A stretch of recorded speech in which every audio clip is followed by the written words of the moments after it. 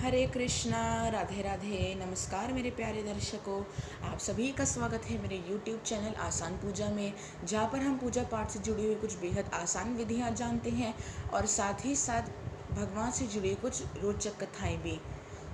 जैसे कि आप जानते हैं कि सावन का बेहद पवित्र महीना चल रहा है और यदि इस पवित्र महीने में हम भगवान शिव से जुड़ी हुई कुछ बेहद रोचक कथाएं सुनेंगे तो फिर हमारी सारी इच्छाएं ज़रूर पूरी होंगी। पिछली वीडियो में हमने भगवान शिव के पहले महाअवतार भगवान वीरभद्र की कथा सुनी थी। आज की इस वीडियो में हम भगवान पिपलाद की कथा सुनेंगे। तो चलिए कथा को शुरू करते हैं। तो कथा अनुसार एक बार महर्षि दधीचि भगवान शिव की तपस्या कर रहे थे। उनकी तपस्या से प्रसन्न होकर भगवान शिव ने उन्हें वरदान दिया कि ठीक 1 वर्ष के बाद वे उनके घर में पुत्र के रूप में अवतरित होंगे। वरदान फलीभूत हुआ और ठीक 1 वर्ष के बाद भगवान शिव ने महर्षि दधीचि के घर में जन्म अवतरण धारण किया। पर दुख की बात यह थी कि महर्षि दधीचि की 1 वर्ष के भीतर ही भीतर मृत्यु हो चुकी थी। कारण था शनिदेव की कुदृष्टि। जब भगवान पिपलाद 16 वर्ष के हुए तो वे स्वर्ग के भ्रमण के लिए गए। उन्होंने देवराज इंद्र से पूछा कि हे देवराज, क्या कारण था कि मेरे जन्म से पहले मुझे अपने पिता को खोना पड़ा। मेरे जन्म से पहले मेरे पिता का स्वर्गवास हो गया। तो देवराज इंद्र ने इसका उत्तर देते हुए कहा कि हे पिपलाद जी, आपके पिता की मृत्यु का कारण है शनिदेव की कुदृष्टि। शनिदेव की कुदृष्टि के कारण ही आपके पिता की मृत्यु हुई थी। तो इस बात को सुनकर भगवान पिपलाद बेहद क्रोधित हुए। उन्होंने शनिदेव को श्राप दिया कि वे नक्षत्र मंडल से नीचे गिरकर पृथ्वी पर पटके जाएंगे। श्राप फलीभूत हुआ और शनिदेव नक्षत्र मंडल से नीचे गिरने लगे और उनकी एक टांग टूट गई।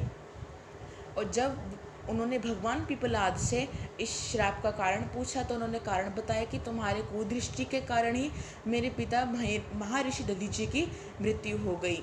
तो इस बात से थरथर कांपते हुए भगवान शनि ने उनकी स्तुति की और भगवान शिव की स्तुति से, शनि महाराज की स्तुति से प्रसन्न होकर भगवान पिपलाद जी ने उन्हें उनके पैर वापस कर दिए और इस शर्त के साथ उनके पैर वापस की कि जब तक कोई बालक 16 वर्ष का नहीं हो जाता तब तक तुम उसके माता पिता नहीं छीनोगे और ना ही तुम उसके कर्मों का दंड उनके या उनके परिवार को दोगे। और जो भी भक्त मेरा स्मरण करेगा तुम भी उसके ऊपर अपनी कुदृष्टि नहीं डालोगे। शनिदेव ने इस शर्त को मान्य किया और नक्षत्र मंडल में वापस चले गए। इस प्रसंग के बाद भगवान पिपलाद ने समाधि धारण कर ली और एक पीपल के वृक्ष के रूप में वे प्रकट हुए।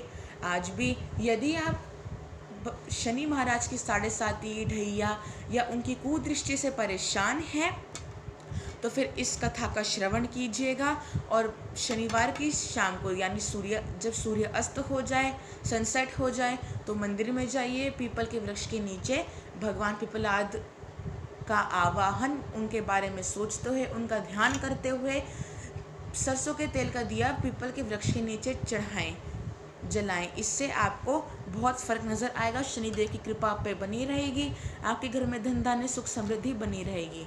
आशा करता हूँ कि आपको ये मेरी वीडियो अच्छी लगेगी, ये कथा आपको रोचक लगेगी।